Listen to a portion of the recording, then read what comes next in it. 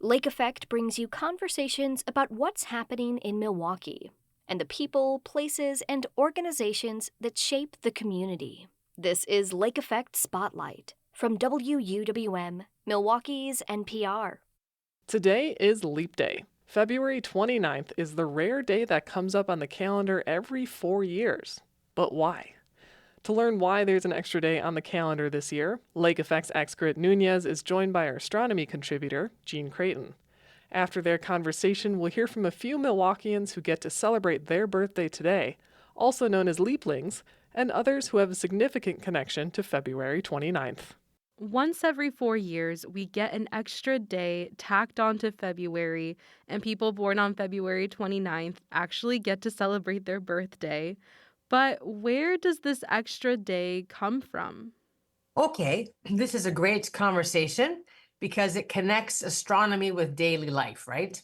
So it turns out that the Earth takes 365 and a quarter days to go around the sun, which means that you have choices. You can either say, oh, I'm going to call a year 365 days, and over a period of time, you'll find that you're falling behind.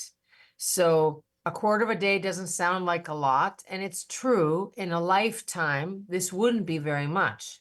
But people have been observing the stars for thousands of years, and people all around the world figured out we'll have to make adjustments, and different cultures made different kind of adjustments. But it invariably is from time to time, we just add some extra days so that what we call, say, January still falls in wintertime. If you don't make these adjustments, then what you call the beginning of the year is going to fall in different seasons, which for most people around the world was not acceptable. That makes sense. I was going to ask, what would happen if we went without it? Is it even necessary? So that's an interesting question because we have an example of what it looks like when we don't make these adjustments. This doesn't have to do with the leap year, but it has to do with using the lunar year. Some cultures don't choose to make this correction. They just say, you know what? We can let the beginning of the year and whatever other celebrations in the year slide into whatever season they come up.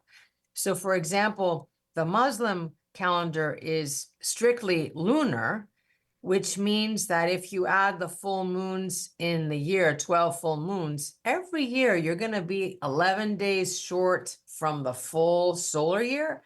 So over time, your celebrations are going to literally slip into different seasons. Some of you might have noticed that Ramadan can be any day of the year. And I think that's principally because where Islam started, near the equator, relatively near the equator, the seasons aren't that pronounced. So whether Ramadan is in February or August makes very little difference.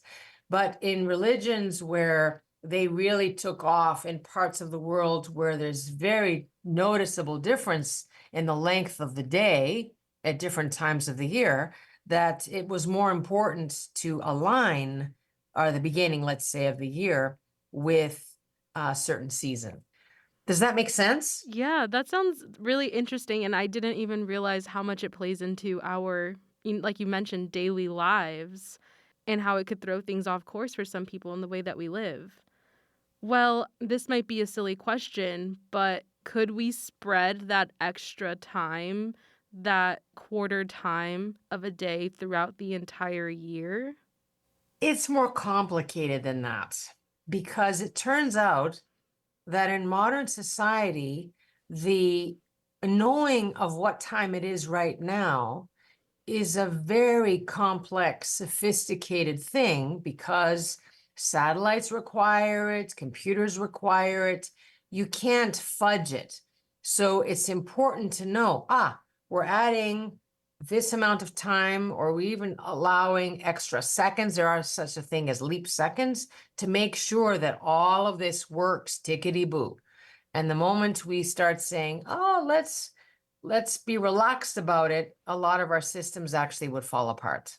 Wow. And so, do these leap days actually occur and take place every 4 years exactly? Well, there are, of course, in all rules, there are exceptions. And I don't remember offhand all the rules, but I think it is every 4 years, yes.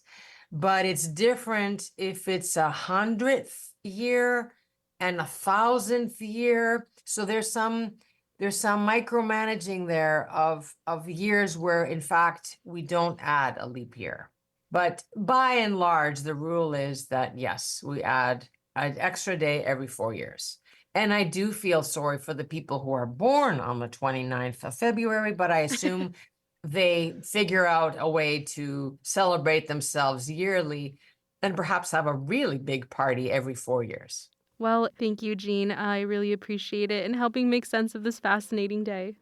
Thank you, Excaret, for asking me things that have to do with daily life, because I love the idea that we can put in our listeners' minds that the beautiful things in the night sky affect how we live our lives in terms of how we keep track of time. So many of our rituals are around the motions of celestial bodies. So every opportunity I have to kind of point that out is a delight for me. My name is Anna Flock Arcello, and I was born on Leap Day in 1984. My name is Aaron Arcello, and I was also born on Leap Day in 1984, and I'm married to Anna Flock Arcello.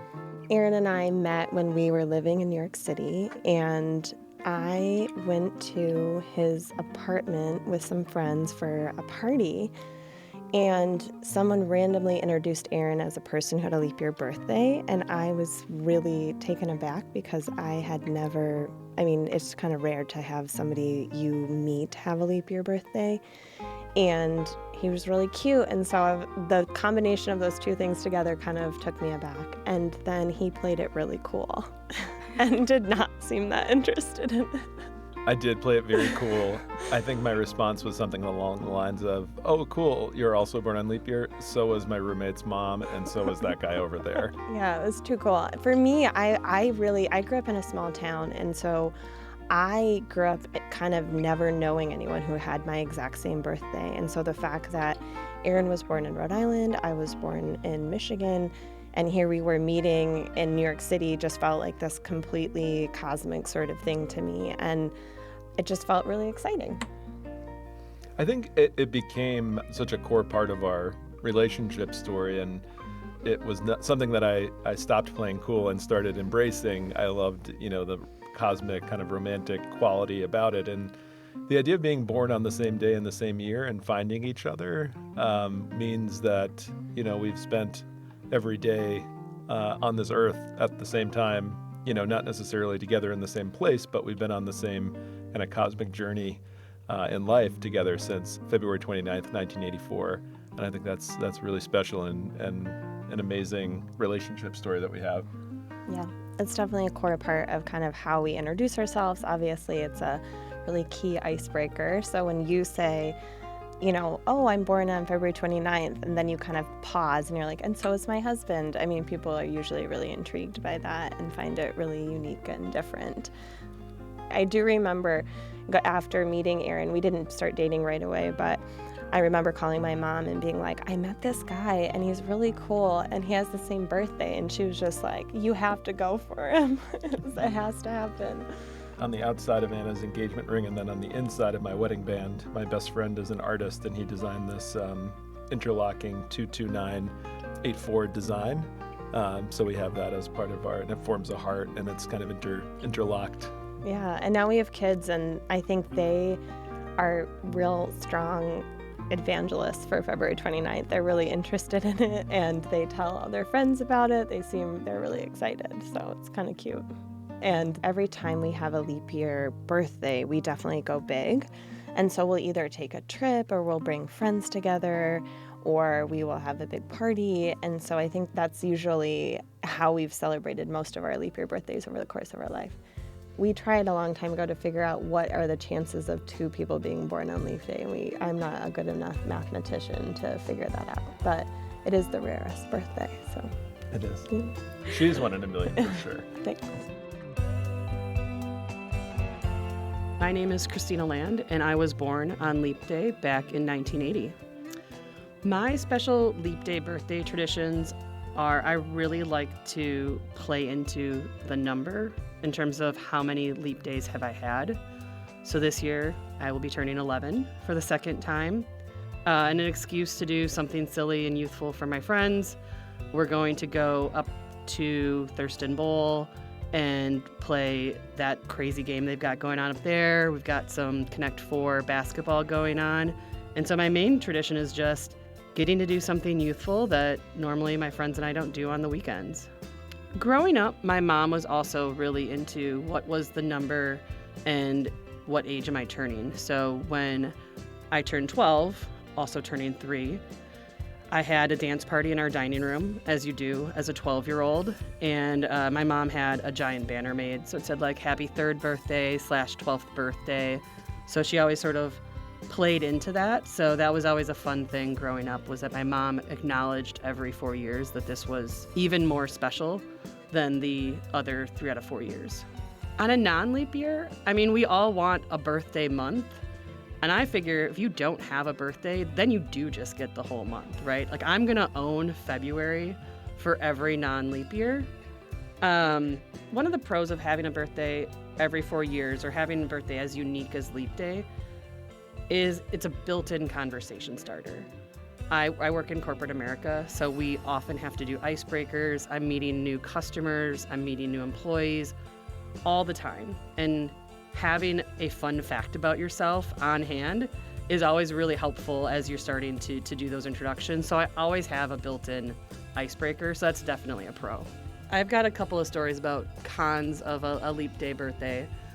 One, which is very small, is not every website acknowledges that February 29th exists. So when you're putting in your birthday for whatever reason into a website, I've emotionally accepted. Sometimes I have to say my birthday is February 28th because they don't know and they don't have it in the list. And the other one, it's not legally recognized until March 1st. So being the good UW Milwaukee college student that I was, when I turned 21, I went to BBC, which is now Hacienda, up on North and Farwell. And when the gentleman at the door carded me, he noticed that the under 21 line was different than my birthday because I was under 21 until March 1st, 2001, and my birthday is February 29th, 1980. So I had to stand on that corner explaining to him how the calendar works and that my birthday was real, my ID was real, and it wasn't a fake just because those dates don't match up. So that was a little bit of a con, but it only happened once or twice. I think the only cool perks for being a leap day birthday I've come across is just an excuse to act immature and blame it on my age. My name is Drew Shackelford, and I'm connected to Leap Day because that is when I asked my husband, Scott Casey, to marry me. My name is Scott Casey, and my connection to Leap Day is that it's the day that my wife, Drew Shackelford, asked me to marry her. I chose Leap Day to ask Scott to marry me specifically because I thought it really fit the kind of whimsical tone of our relationship, but also it's a really old tradition in the British Isles that on Leap Day, women get to ask men to marry them. And I thought it was absolutely perfect. So a few months before, kind of set about researching it, seeing about all the old traditions, and I decided to just surprise him one frosty morning. It was really, really cold outside. I remember that, and I don't know. I thought it was kind of perfect. It was quite a surprise when Drew asked me. Like she said, it was a frosty morning, and we'd had a German breakfast of pretzels and sausages. I lived in Germany for a long time, and then she said, "Let's go for a drive." And I was a bit confused because it was so cold, and we went out to special spot for us, a very special spot now, under a tree in a park, and it was pretty desolate. There was no people there, and I was kind of confused about why I was there. But then she just pulled out a bottle of champagne, and I looked at her and said, "Are you going to ask me to marry you?" And she did. I would say that I had been planning on asking him to marry me 5, maybe 6 months. The thing is, sometimes he would just look at me when we were having a beautiful moment, and he would say, "Will you marry me someday?" And he would say that over and over again. And so I knew that eventually that was going to be what we were doing. And I just decided to go ahead and claim my date of February the 29th. We didn't get married on the 29th, and we do have the separate wedding anniversary, but I like this one better because, it's not one you kind of have to, for a wedding anniversary, it happens every year, so it's a little bit more routine. But when it's something like this, it's a day that doesn't exist in another year. And so you can kind of go all out. And so I've got some things planned, which I can't really go into, but they don't involve us being in the state of Wisconsin. I can tell you that much. Yeah, I'm really excited about it. He keeps giving me little hints here and there about it, but not anything substantial. So I think it's absolutely brilliant because, like Scott said, having an anniversary once every 4 years means that it doesn't happen the other 3 years. It just doesn't exist the other 3 years. So we can acknowledge that leap year, then it happens, and we get to enjoy that magic very sporadically. And October 9th, our wedding day anniversary. So we get to celebrate our anniversary no matter what. But we get to go all out on February 29th and really put a lot of emphasis on our own personal holiday, I guess, for us.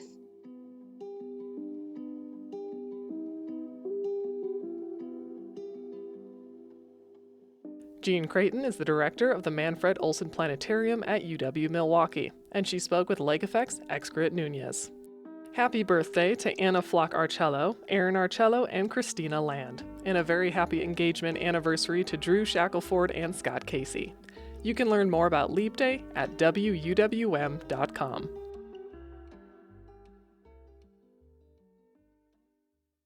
You can find more interviews like this one by visiting wuwm.com/Lake Effect. And while you're there, subscribe to the Lake Effect Spotlight podcast.